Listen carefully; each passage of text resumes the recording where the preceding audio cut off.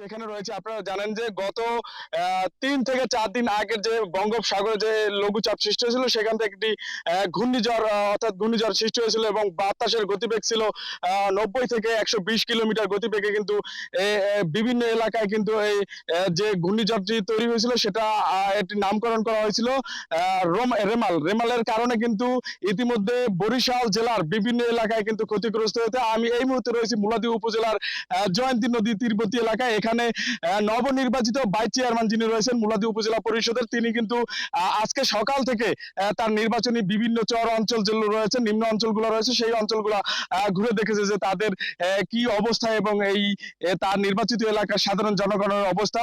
আমি একটু যদি যে ভাইস চেয়ারম্যান রয়েছেন নবনির্বাচিত ভাইস চেয়ারম্যান, তার সাথে একটু কথা বলতে চাই যে আসলে যে আপনি বিভিন্ন এলাকায় যে ইতিমধ্যে ঘুরছেন, যে সাধারণ মানুষের আসলে খোঁজ খবর নিয়েছেন, আসলে কেমন অবস্থা হয়েছে যে গত 2 দিনের বন্যায় এই এলাকায়?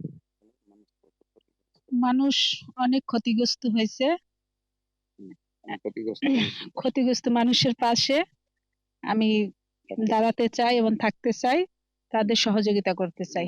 যে আপনি তো এই যে মহিলা ভাইস চেয়ারম্যানের হাজবেন্ড হিসেবে আপনি এলাকায় ঘুরেছেন, আসলে এই যে মুলাদী উপজেলার কয়েকটি চর অঞ্চলে ঘুরেছেন, আসলে গত 2 দিনের বন্যা আসলে মানুষ ক্ষতিগ্রস্ত হয়েছে, তাদেরকে সহযোগিতা করেছেন ব্যক্তিগতভাবে, আপনার অনুভূতিটা কি তাদেরকে সহযোগিতা? ধন্যবাদ ভাই আবু হানিফ। দেখেন, আমার অনুভূতি, আমি আজকে সকাল থেকে বন্যা দুর্গত এরিয়া এবং বানভাসী মানুষের পাশে ঘুরে ঘুরে আমি ভিজিট করেছি।